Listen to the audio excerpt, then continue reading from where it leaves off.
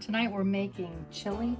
It's a quick and easy recipe that doesn't have to simmer for hours. And we're starting with a pound of ground beef.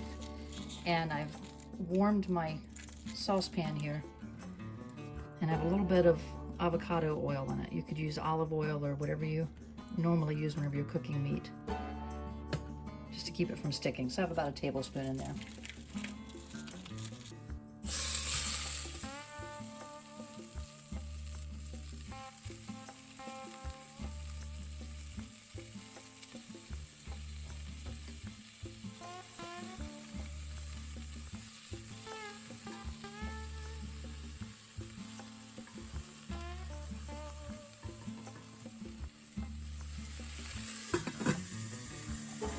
So you're going to cook this and scramble the beef while it's cooking.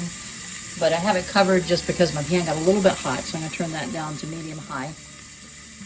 And then I'm going to wait just a minute and start stirring it, and I'm going to add, today I'm adding just a little bit of onion powder. Normally I would add minced onion to it, but I'm out of that today. Or you could add fresh chopped onion to it as well.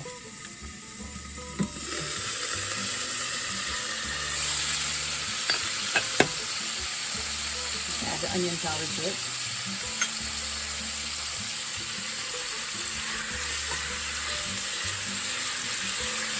Just want to break it up so that it's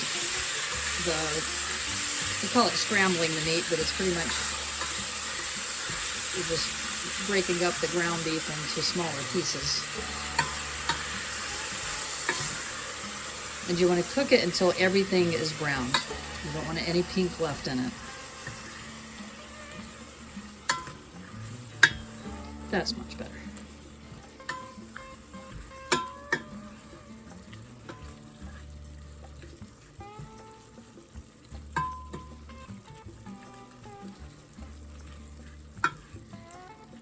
Depending on your beef and how it's prepared when you get it, you're pretty much, as you're stirring it, you're going to just kind of poke it to break up the pieces into smaller pieces. You don't want big chunks in this.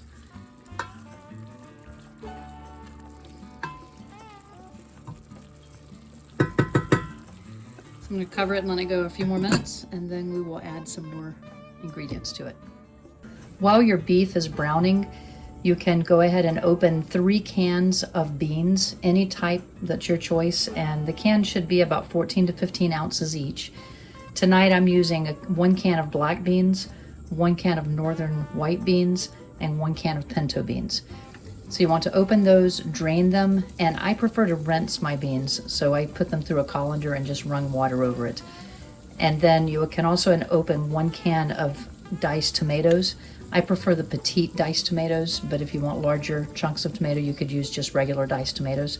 And again, that's going to be about a 14 to 15 ounce can.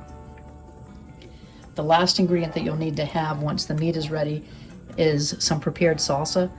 The recipe actually calls for half of a cup, but sometimes I put a little bit more in, so just whatever you have on hand you can use.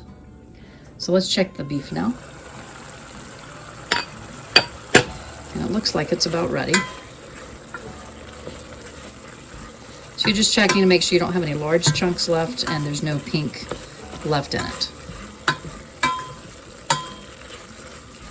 So to this, I'm going to leave it uncovered now so that some of the moisture that's in there will cook out. To this I'm going to add 1½ teaspoons of chili powder and 1½ teaspoons of ground cumin. Cumin, I'm not sure how to say it. If you know, tell me in the comments below because I'm sure I'm mispronouncing it.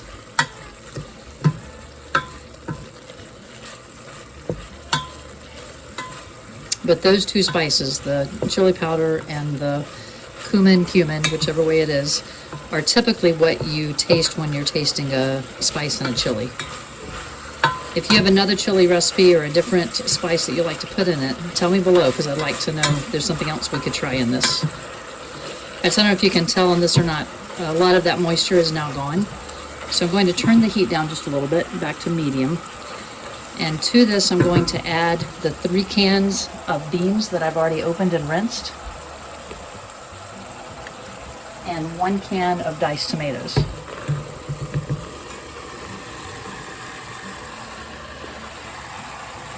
I like using different types of beans just to give it more color and texture.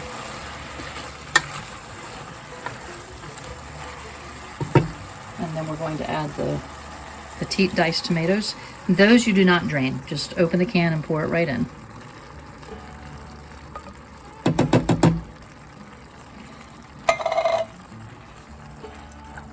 And then I'm also going to add about a half a cup, maybe a little bit more, of prepared salsa. And I like to use a thick and chunky salsa, so your store brand is fine, or if there's a name brand that you like. So that's probably about 2/3 of a cup.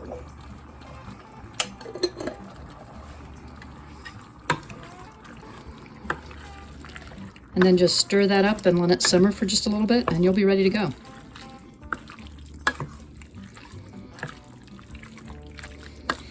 It's very thick right now, but as it sits and simmers, it will get more moisture in there as the tomato and the salsa works through. And even the beans, I believe, will produce some of the moisture too. So I'm going to cover it now and let it all get hot because I want the beans to be hot. And I'm going to turn the heat up just a little bit until it starts to bubble again.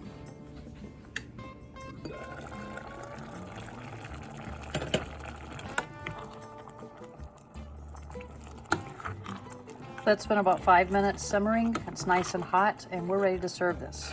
We've prepared homemade cornbread with this, a sweet cornbread, and I will link that in the card above and also in the description below. So enjoy. Let me know if you try this, and hope you like it. Thanks for watching. Bye-bye.